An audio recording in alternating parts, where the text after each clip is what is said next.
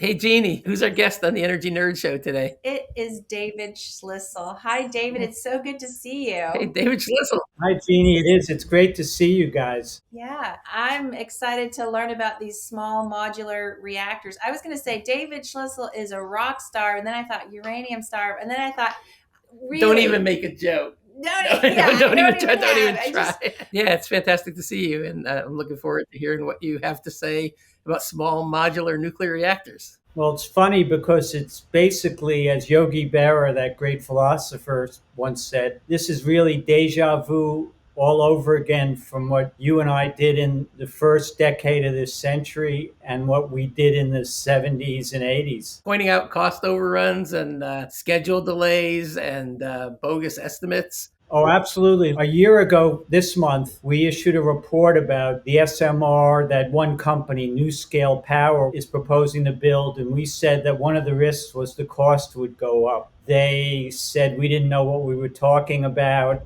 It was the same old stuff, just to trash us. And 4 weeks ago, they announced that the cost was going from 5.3 billion to 9.3 billion, was a 60% cost increase. So you're right again, and then it's kind of gratifying to be right, and it's also sad and distressing. Yes. Yeah, I figure that when I retire, my last commentary will be "I told them so" will be the title of it, and just a list of all these.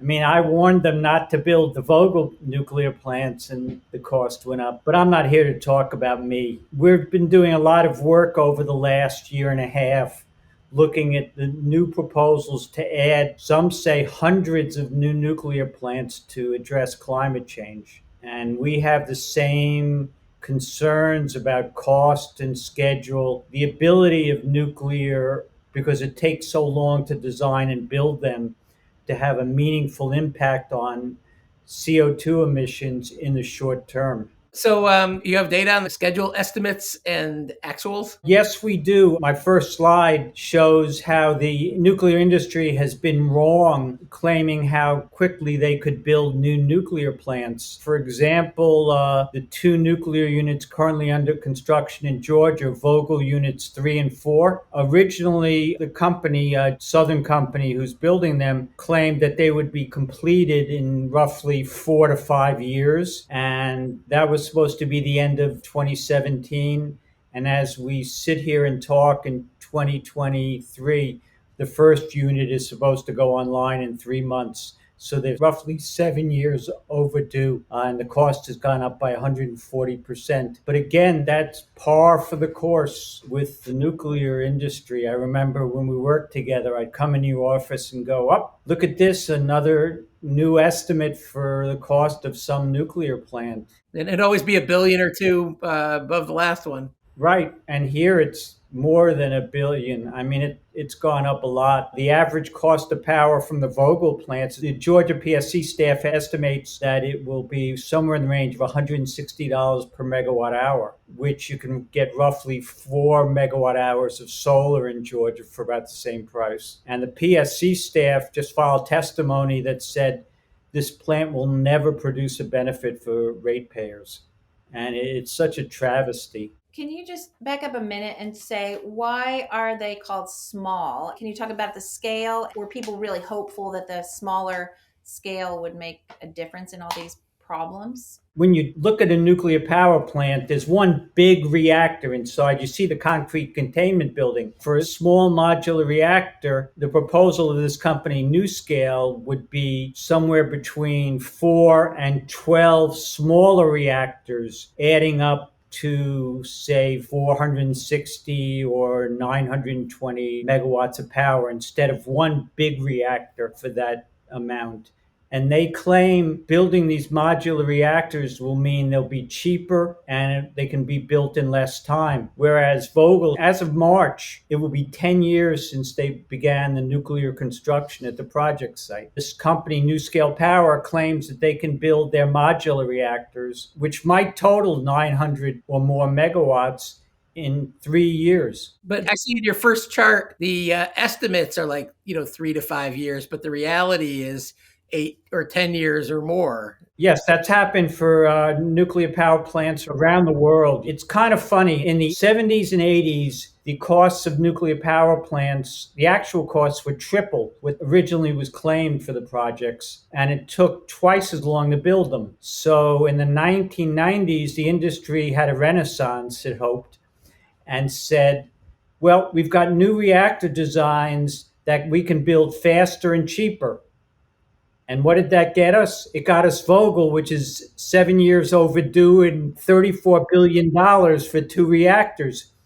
So now the industry says, well, we got new designs that will allow us to build reactors faster and cheaper. The same thing they said in the 90s. And so far, the industry has learned one lesson. Very few of the companies that are building reactors say anything about what it's going to cost or how long it's going to take, which is outrageous because the public's going to pay eventually. The new generation small modular reactors has been built and operated anywhere other than two small ones in Russia, but obviously we don't know much about how well they're built or what kind of safety. In this graph with the orange bars of how many months, those are the current estimates then, or are those actual completed projects? Well, those are mostly completed projects. 3 of the reactors are still under construction. And so the numbers on the slide, they're not completed numbers. They're current as of a few months ago. Unlikely to get shorter? Oh, they're not, well, they can't get shorter, but they possibly will get longer. David, do we have any evidence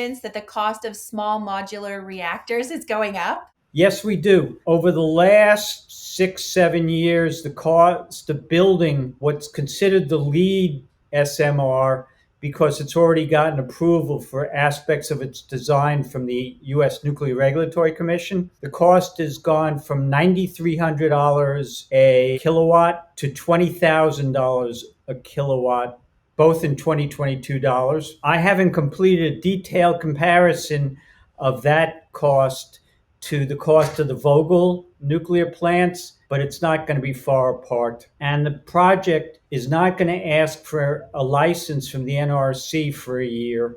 They don't expect to get the license for 3 years, at which point they will start construction. So this is basically 5 steps along a journey of 100 yards. So they got a lot of distance to go, which we know from experience means they're likely to have their costs go up and the construction schedule. They'll have cost overruns and schedule delays. I understand in in the US, we have targets for clean energy, like 80% zero carbon electricity by, is it 2030? The Biden administration goals. And so it seems to me that on that track, a plant that's going to take 10 years to build is going to be too late to the party. Yes, absolutely. That is certainly a concern for many of us, that, as you well know, the sooner we can get reductions in CO2 emissions, the better. We can install renewables in a couple, 3 years. Too bad, David, that the renewables are so much more expensive than these small modular. Oh, they're not expensive at all. Along with the increase in construction cost, NuScale and the communities they want to build it for in Utah, the organization of the utilities is called UAMPS, Utah Associated Municipal Power Systems. For years, they were saying the target price of power for their project was $55 a megawatt hour.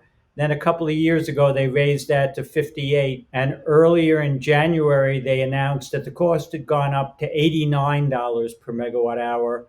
And it's only $89 per megawatt hour because they're taking into account a $30 a megawatt hour subsidy from the federal government and also a $1.4 billion loan from the Department of Energy.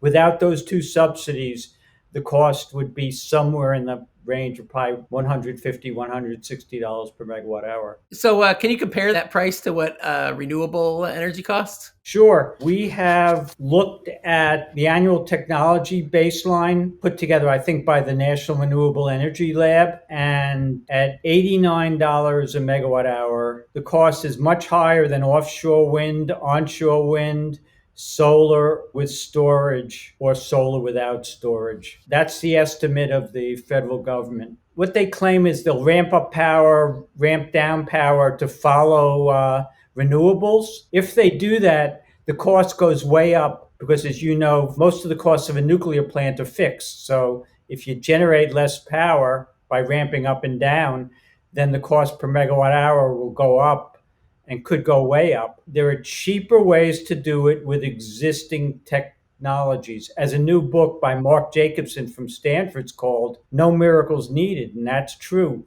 With energy efficiency, other demand side measures, and technologies that we know work and that have deflationary cost trends. The costs have been going down for a decade. We can do it. So if people watching the show want to learn more about this, they can buy Jacobson's book. What else should they consider? They can go to the IEFA website. That's the organization I work with. It's IEEFA.org, and do search for SMR, for small modular reactors. And each of our PowerPoints that we've been doing and reports has my email, or they could follow me on Twitter or LinkedIn. Thanks for being on the show, David. Oh, it's been great to see you guys. Bye-bye.